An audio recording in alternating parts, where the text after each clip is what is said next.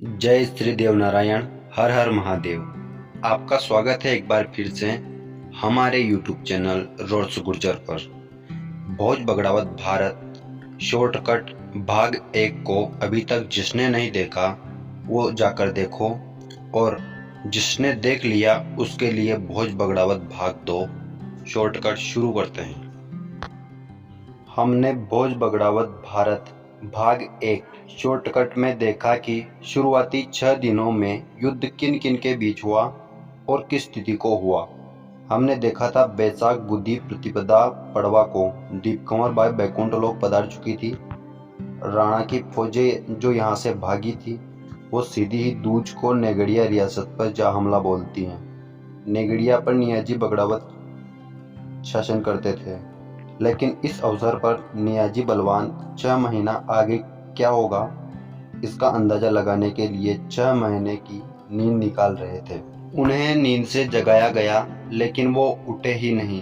तब उनके 2 पुत्र थे, जगदेव व जगरूप, जो मात्र क्रमशः 18 व 15 वर्ष के थे। वे युद्ध करने के लिए चले गए।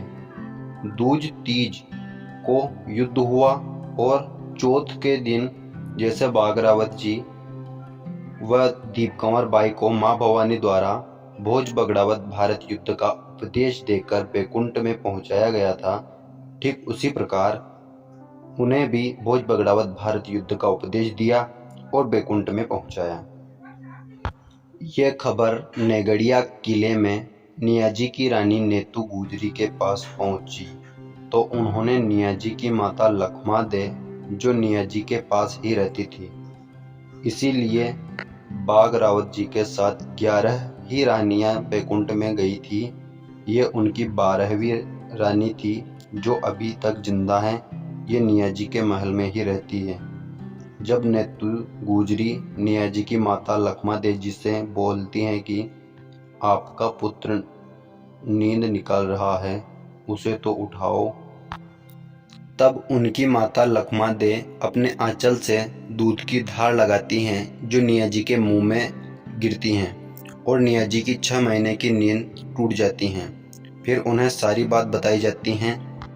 फिर चौथ के दिन जगदेव व जगरूप का दाह संस्कार कर नियाजी अगले दिन बैसाख बुद्धि पंचमी के दिन युद्ध करने चले जाते हैं। इन्होंने सबसे अधिक दिनों तक भारत किया था।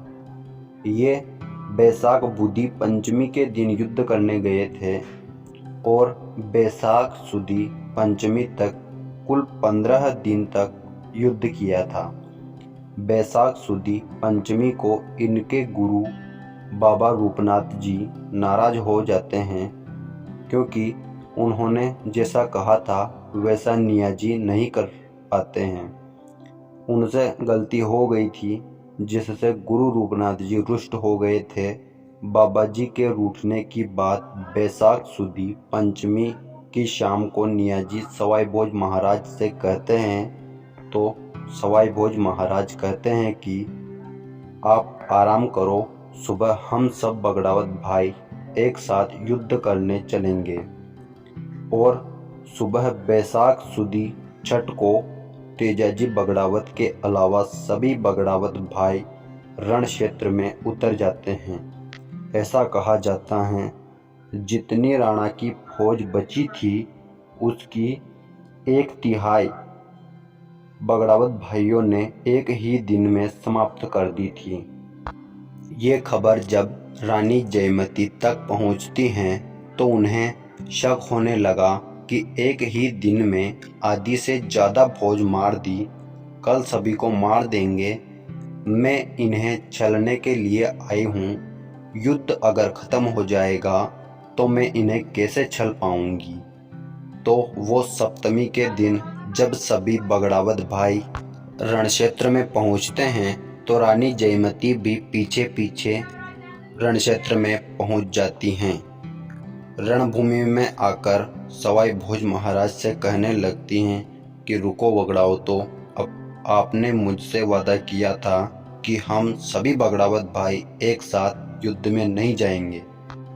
फिर भी कल आपने सभी भाइयों ने एक साथ युद्ध किया। आपने जो कहा वो नहीं किया। क्या मैं बगड़ावतों को वचन का हारा हुआ कहूँ? तब महाराज सवाई भोज ने कहा कि बगड़ावत गुर्जर अपने प्राण हार सकते हैं पर अपने वचन नहीं हार सकते। आपको हमारी वचनबद्धता पर अगर शक हो तो मांगो, क्या मांगती हो। हम फिर वचन देते हैं कि जो मांगोगी वही लाकर देंगे। तब माँ भवानी ने उनसे उनके सिर मांग लिए। सबने एक क्षण तक नहीं सोचा और अपने अपने सिर काट माता भवानी को सौंप दिए। माता भवानी अंतर्ध्यान हो जाती है। बगड़ावत भाइयों के बिना सर के ही धड़ दुश्मन से लड़ने लग जाते हैं। फौजें काट दी।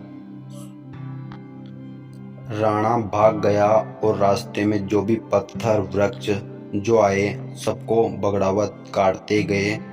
साडू जी रणक्षेत्र में गई और सबकी छाती में तिलक किया तो सभी भाइयों के धड़ जमीन पर गिर गए।